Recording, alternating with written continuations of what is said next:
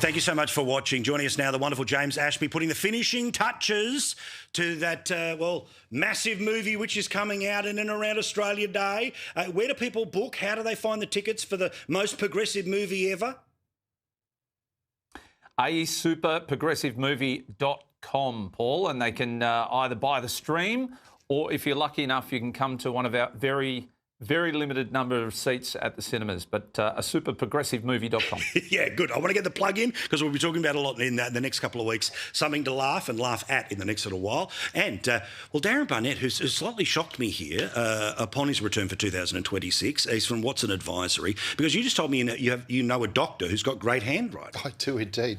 Sadly, I'm no longer married to her, but apart from that... Oh, I'm sorry to bring it up. I didn't know that would... Oh. Okay, so let's get to the hate speech laws and about what is passing through the Parliament right now. Now, for my sins, James, for the past couple of hours, I have actually been watching the Senate because I've been trying to not just see the speeches, but to see the spin that runs across the Labor speeches, the spin that runs across the Liberal speeches. Now, a version of these laws are going to pass because they're going to do a deal, but I certainly know that One Nation and the Greens are in a pretty similar spot here, which is, let's be careful about where we draw the lines here, but because of those numbers, it will pass.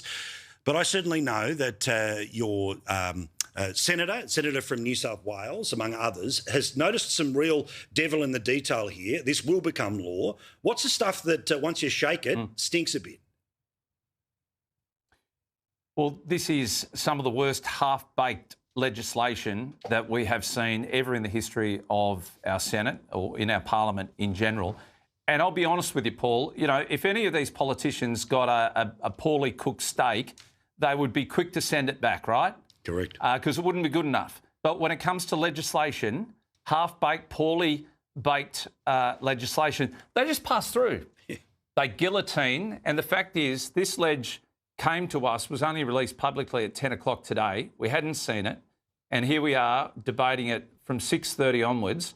Mate, it'll pass, but it is shocking because it actually leaves many people unaware that the state's legislation will actually come into play. So whether it's the ACT or Victoria or Queensland, doesn't matter which state, that legislation on a state level is now baked into Commonwealth law. Yep. And I think no one has had a chance to read this, let alone scrutinise it. And tonight we are going to pass some very damning legislation. And unfortunately, it's been passed by the Liberal and National Party with Labor.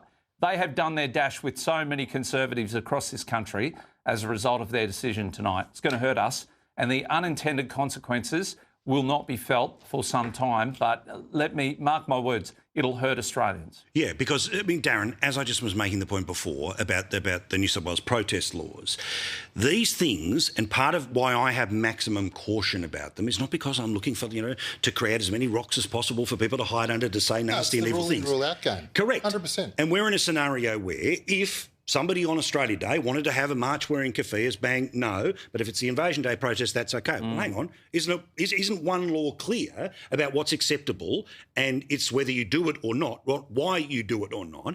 And part of the issue here, and as James identifies, is that if essentially you're working in conjunction with the standard in Victoria, that's different than Queensland, that's different than Western Australia. God forbid anyone is really across what any of those standards are, let alone the great difference between when you go on holiday in Victoria or holiday in Queensland or live vice versa. Well, even tonight, 7:30 report, they asked Michelle Rowland if someone says that there's been genocide in Gaza or that Israel should not exist, will they be able to say that or not say that? And the Attorney-General couldn't give a straight answer to the question. So if the Attorney-General doesn't know, then who does know? Yeah. And I don't have a problem with strengthening the laws. I'm probably a little bit more, towards the progressive side than certainly you or James. Why we enjoy having you here. But equally, a little bit of ballast. But equally, you've got to know what the impact of your laws are, and that's the first test. Well, and this is, I mean, again, timing matters here, right? Because let's make no mistake, right?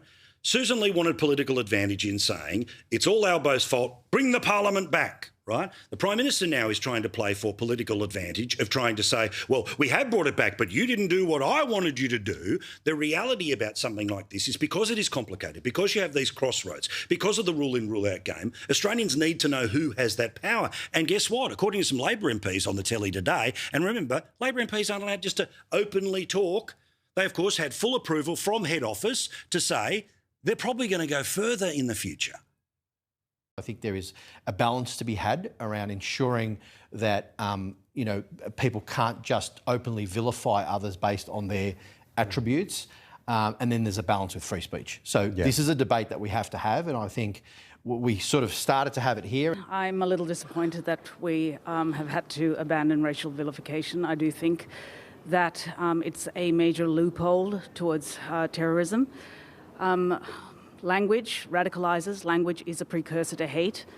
And unless we address that, we will not be completely safe. I think we have to find a way forward, Kieran. I think the alternative isn't an option. We've got to deal with the parliament that we have. And I can't see a pathway in the current parliament. Now, given almost the uniformity of the electorates of which those people represent, there's going to be more to this.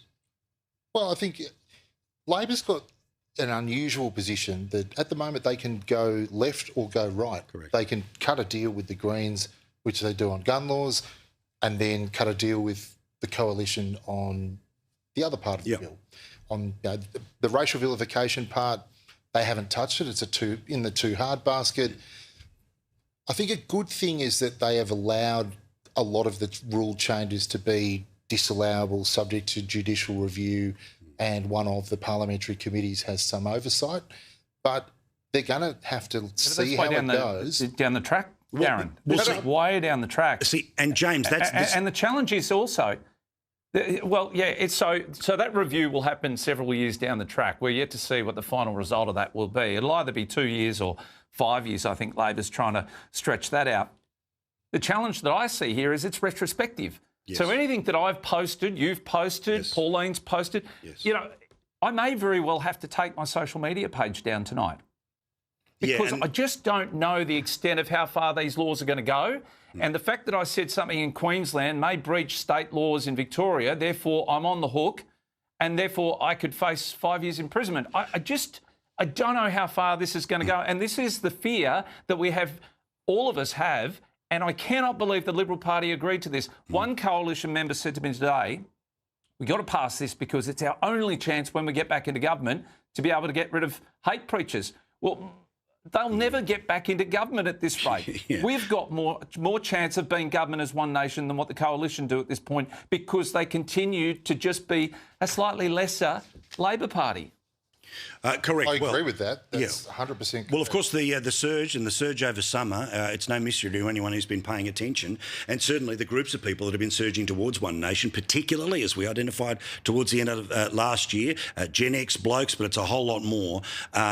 James, this is an incredible moment where, yes, according to some analysis, we're talking about lower house seats. The reality of the One Nation play is about the strength in the Senate. Now, whether those come from Labor or coalition, who cares? The reality is that based off the state-by-state breakdown, Pauline re-elected, another senator from New South Wales, another senator from a senator from Victoria, most likely one out of Tasmania, and the rest of the country number puts you over the quota, meaning you may well be more than doubling the number in the next couple of years. How do you solidify it? How do you lock it down rather than just have this surge, within 12 months of an election? Well, I think first and foremost is making sure that we start getting candidates out a whole lot earlier, and we've got some brilliant ones coming on board. I know there were discussions today at an executive level that those nominations will open within the next 2 months. So that'll give candidates at least 18 months out from an election to actually prove who they are, what they stand for, and how One Nation will better improve the electorate, but also the country. So that's important. But I also think too, we've solidified in most people's minds where we stand. We stand for a strong, prosperous Australia.